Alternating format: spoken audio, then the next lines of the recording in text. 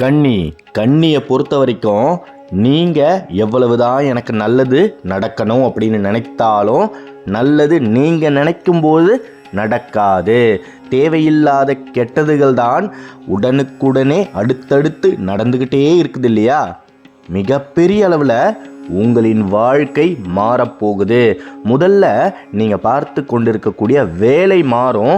அதனால் உங்களின் வாழ்வு நிச்சயமாக மாறியே தீரும். இந்த 2025 முடிவில் மிகப்பெரிய அளவில் வேலை மாற்றங்கள் முதலில் நடக்கும். அதற்கப்புறம் நீங்கள் வசிக்கக்கூடிய இடத்திலிருந்து வேறு ஒரு இடத்திற்கு சென்று வசிக்க ஆரம்பிப்பீர்கள்.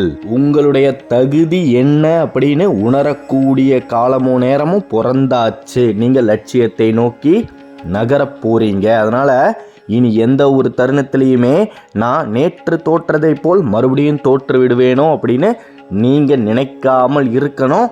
நிச்சயமாக உங்களால் வாழ்க்கையில் ஜெயிக்க முடியும். அரசு தேர்வு எழுதி தோல்வியை மட்டுமே பார்த்துக்கிட்டு இருந்த கன்னி மிகப்பெரிய அளவில் வெற்றியை அடைந்து அந்த அரசு வேலையில் சென்று அமரக்கூடிய காலமோ நேரமோ கணிஞ்சு வந்தாச்சு. அதாவது உங்களை மட்டம் தட்டியவர் முன்னிலையில் நீங்கள் உயர்ந்து நிற்கப் போகின்றீர்கள். கன்னி ராசியில் இருக்கக்கூடிய பெண்கள் மன உளைச்சலில் இருந்து வெளியே வரக்கூடிய காலம்தான் இது.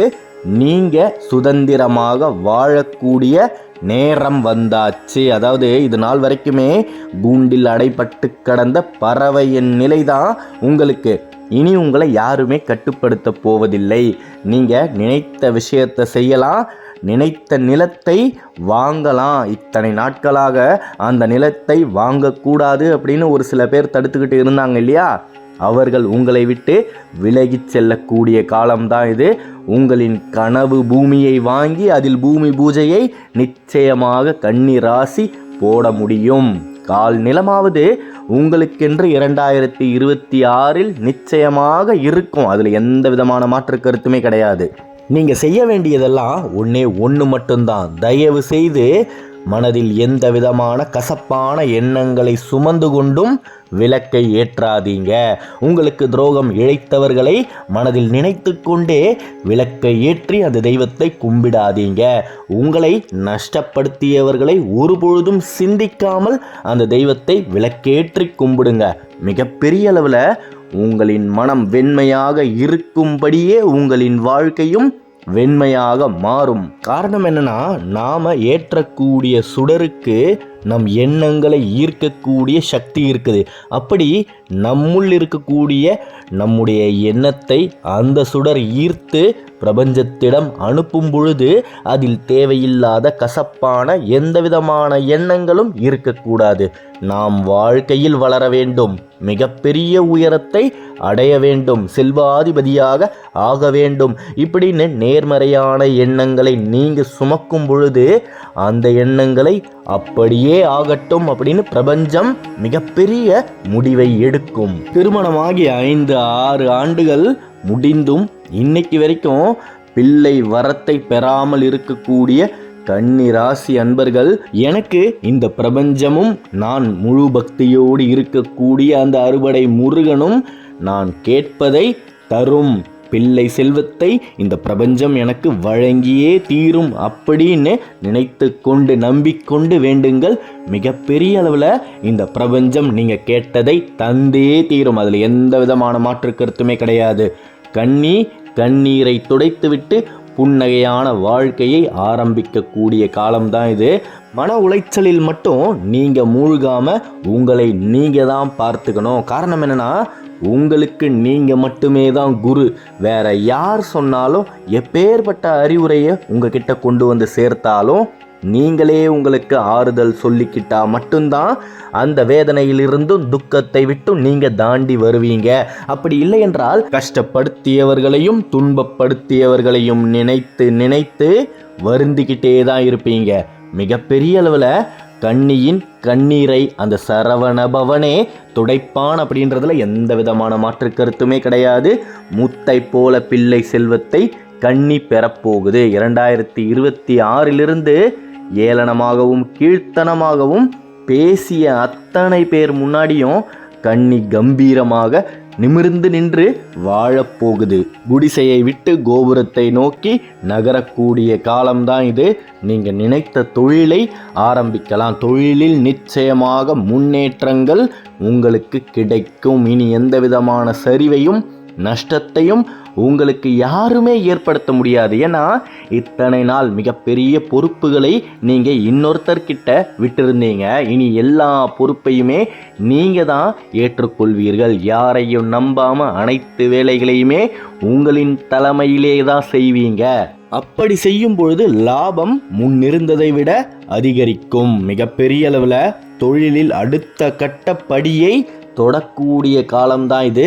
முதலிலிருந்து ஆரம்பிக்கக்கூடிய சூழ்நிலையா, இல்லை பாதியிலேயே விட்டுவிட்டீர்கள், 2 வருடங்கள் கழித்து மறுபடியும் அதே தொழிலை ஆரம்பிக்கக்கூடிய நிலையில் நீங்க இருக்கும் பொழுது, வளர்பிறை காலத்தில் உங்களுடைய இல்லத்தில் இருக்கக்கூடிய பூஜை அறையில் தனியாக ஒரு விளக்கை ஏற்றுங்கள்.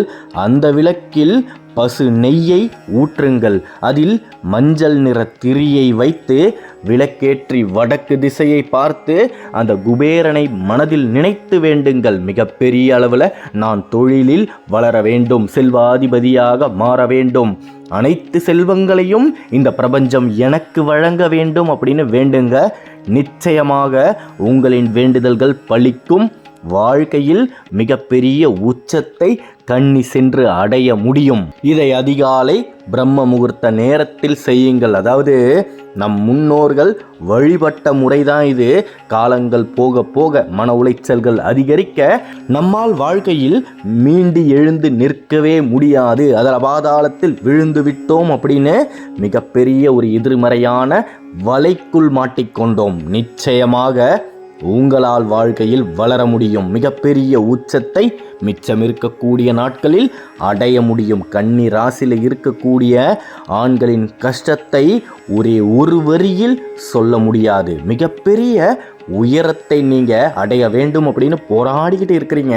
அந்த போராட்டத்தை சில நேரங்களில் சிலரால் கைவிடவும் செய்கின்றீர்கள். அதாவது இறைவனிடமிருந்து அழைப்பு வரும் வரை உழைக்க வேண்டும். இது ஒன்று மட்டுமே தான் உங்களின் சிந்தனையில் ஓடிக்கிட்டே இருக்கணும். தாழ்த்தி பேசக்கூடியவர்கள் பேசிக்கிட்டே தான் இருப்பார்கள். நீங்கள் அதை நினைத்து வருந்தி நின்று விட்டீர்கள் என்றால் உங்களுடனே இருந்தவர்கள் உங்கள் கண் முன்னாடியே முன்னேறி செல்வார்கள். வாழ்க்கையில் வளர்ந்து மிகப்பெரிய உயரத்தை சென்று அடைந்து விடுவார்கள். அதன் பின்பு நீங்கள் அவரை பார்த்து வருந்தி எந்த பயனும் இல்லை.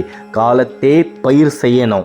அடகு கடையில் வைத்த நகையை மீட்டு எடுக்க வேண்டும் என்ற எண்ணம் வந்துவிட்டால் அந்த க்ஷணமே அந்த காரியத்தை செய்து முடியுங்கள். பிறகு பார்த்து கொள்ளலாம், இன்னொரு நாள் எடுத்து கொள்ளலாம் அப்படின்னு முடிவு எடுத்துட்டீங்கன்னா நிச்சயமாக நீங்கள் நினைத்ததை செய்ய முடியாது. தேவையில்லாத கடன்கள் அதிகரிக்க நமக்கு நாமே வழிவகுக்காமல் இருக்கணும். ஏன்னா நமக்கு 4 நல்லது நடக்கும்பொழுது தான் 7 கெட்டது கூடவே வரும். நாம் நம்முடைய வாழ்க்கையில் வளரும் பொழுது நமக்கே தெரியாமல் நம்முடைய செயல்களே நமக்கு தடையாய் இருக்கக்கூடாது.